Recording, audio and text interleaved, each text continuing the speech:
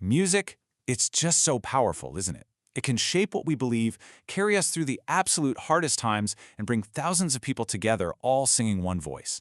But what if that same power could actually be a danger? That's what we're digging into in this explainer, the two sides of a song, how it can be this incredible tool for truth, but also how it can be an instrument of peril. So let's get into it. And just so you know, everything we're about to explore is drawn from a 2025 sermon by a guy named Peter Brassington, who really dove deep into this whole topic. Okay, to get a sense of how much things change, you just have to look at this. This is a real hymn book from 1901. Its title, Manly Praise and Aggressive Songs Combined. Seriously? You heard that right. It's such a fascinating and, let's be honest, kind of funny reminder that what we sing is always a product of its time and culture. That idea of aggressive songs probably feels a little strange to us now, which brings us right to our first big point. Music is always on the move. What's modern and fresh one day is completely dated the next. And this is where it gets really interesting, because there's a personal story here.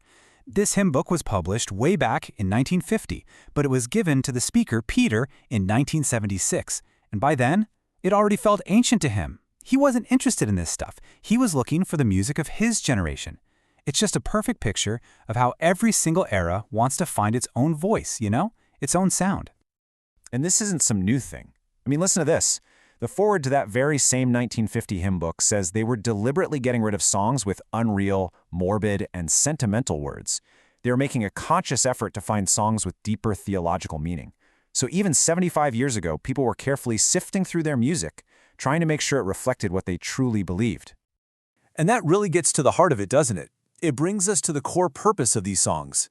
They're designed to hold and communicate really important truths. And just to give you an idea of the sheer scale we're talking about today, the main licensing service for church music, a company called CCLI, is currently tracking over 60,000 active songs. 60,000! That's a huge, constantly growing library. So the problem isn't a lack of music, it's figuring out what all that music is actually doing to us. So where do all the ideas for these tens of thousands of songs even come from? Well, the argument in the source material is that, for centuries, the ultimate source has been the Bible.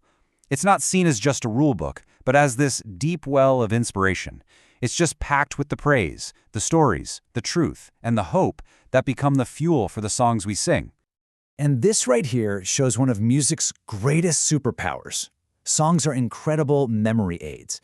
They can take these big, complex theological ideas, like God being a liberator in a song like No Longer Slaves, or an intercessor in Before the Throne of God Above, and they make them stick in your head. It helps us internalize what we believe in a way that, say, a textbook just never could. But, for all their power to build us up, songs can absolutely be misused. So now, we've got to flip the coin and look at the other side, the dangers that can be lurking right there in the music. Which leads us to a really critical question. Can a song, something that feels so good and so right in the moment, actually be wrong? The answer, believe it or not, is a resounding yes. And the proof is right there at the very beginning of the Bible. Just look at this passage. The first song ever recorded in Scripture, well, it's not a song of praise to God. It's called the Song of the Sword. It's a man named Lamech bragging to his wives that he killed someone and then twisting God's promise of protection into his own personal threat. It's a really stark reminder that from the very, very beginning, music has had a dark side. And this danger isn't just ancient history. The sermon points to a recent documentary about a group called the Jesus Army.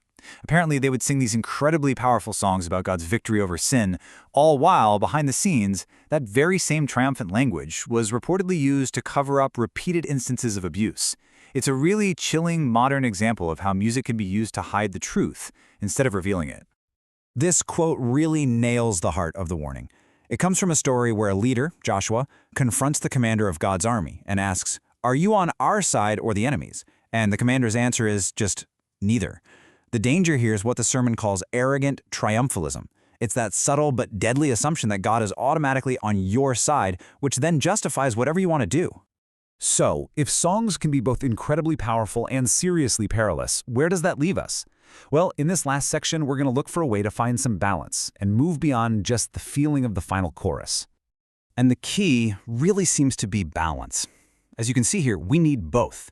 We need the songs of triumph that celebrate victory and strength, and we need the songs of lament that honestly acknowledge pain and suffering. Triumphal songs are great for praise, but they can drift into arrogance. Laments, on the other hand, they create hope right in the middle of darkness, and they are so important for being honest. Healthy faith has to have room for both. And this is just a vital reality check. Songs are not a magic cure. You can't just sing your way out of depression or despair or anxiety. Their purpose isn't just to make us feel good for 3.5 minutes. It's something much, much deeper. And this really is the core takeaway. The true purpose of a song isn't to pretend life isn't tough. It's to be a tool that helps us practice trust, especially when it's hard.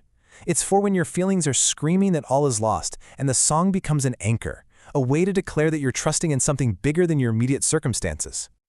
So, we'll leave you with this last thought to chew on. What if the most important part of a song isn't the emotional high it gives you? What if the real measure of a song's power is the action it inspires? How it shapes our choices, how it strengthens our resolve, and how it moves us to act with trust long after that final note has faded away.